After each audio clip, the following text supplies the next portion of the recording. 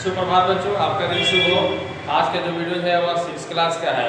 तो बच्चों आज जो है हम लोग चर्चा करेंगे कर्क रेखा। तो कर्क रेखा जो है भारत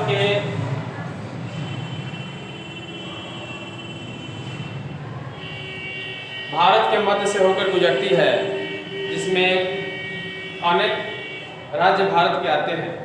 तो कर्क रेखा पर थोड़ा सा चर्चा कर लें। कर्क रेखा जो है सूर्य के किरणों के समानांतर सीधी रेखा में जो राज्य पड़ती है, जिसमें सूर्य तप अधिक होता है, उसे कर्क रेखा कहा जाता है। बच्चों तो आप लोग कर्क रेखा के बारे में जान गए। थोड़ा सा हम लोग प्राकृतिक आपदा और आपदा पर चर्चा कर लेते हैं। आपदा जो क्या है? आपदा जो है एक प्रकार की समस्या है जो कि जिसके लिए प्राकृतिक और मानव अलग अलग जिम्मेवार हो सकते हैं या संयुक्त रूप से भी जिम्मेवार हो सकते हैं। आपदा जो है हमेशा समस्याएं लेकर आती है और इसमें अपार मात्रा में जन और धन की हानि होती है। ठीक है बच्चों। तो आपदाएं 3 प्रकार की होती हैं। पहला प्राकृतिक आपदा, दूसरा मानवीय आपदा, तीसरा प्राकृतिक और मानवीय आपदा। तो जिस आपदा के लिए प्राकृतिक स्वयं जिम्मेवार होती है वह प्राकृतिक आपदा कहलाती है, और जिसके लिए मानव जिम्मेवार होते हैं वह मानव आपदा कहलाता है। और जिस आपदा के लिए प्राकृतिक और मानव दोनों स्वयं संयुक्त रूप से जिम्मेवार होती है उसे प्राकृतिक और मानवीय आपदा के नाम से जाना जाता है। प्राकृतिक आपदा के अंतर्गत भूकंप, बाढ़, सुनामी, सूखा, भूस्खलन, तरित इत्यादि आते हैं। तो बच्चों आज जो है भूकंप पर थोड़ा सा चर्चा कर लेते हैं। तो पृथ्वी के अंदर जब प्लेटें आपस में टकराती हैं तो टकराने के फलस्वरूप वहाँ पे केंद्र पे कंपन उत्पन्न होता है। वह कंपन जो है पृथ्वी के ऊपरी हिस्से पर इसका असर पड़ता है, जिससे अपार मात्रा में जल और धन की हानि होती है, उसे भूकंप कहा जाता है। ठीक है बच्चों, यह प्राकृतिक आपदा है। और आप जो है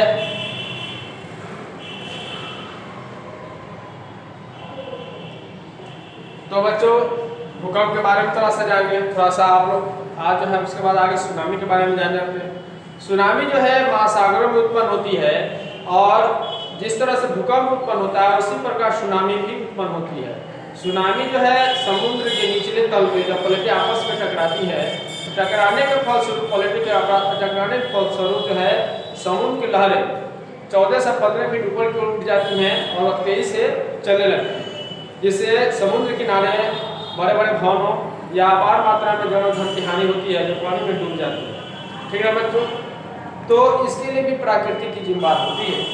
तो बच्चों आज आप लोगों को जो है भूकंप, सुनामी के बारे में बताए हैं, और ये सब प्राकृतिक आपदाएं हैं। ठीक है बच्चों।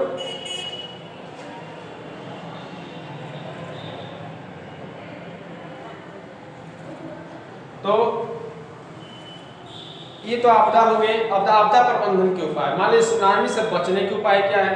सुनामी से बचने के उपाय है कि समुद्र किनारे जो है बड़े बड़े भवन नहीं बनाइए, और लोगों को प्रशिक्षण दीजिए कि लोग जो है समुद्र में ना जाएं, और समुद्र में जाए भी तो सुनामी आए तो कैसे बचें। लोग जो है प्रसारण के माध्यम से, समाचार पत्रों या विज्ञापन के माध्यम से लोगों को समय समय पर जागरूक भी किया जाए कि इससे बचने के उपाय क्या है। ठीक है बच्चों।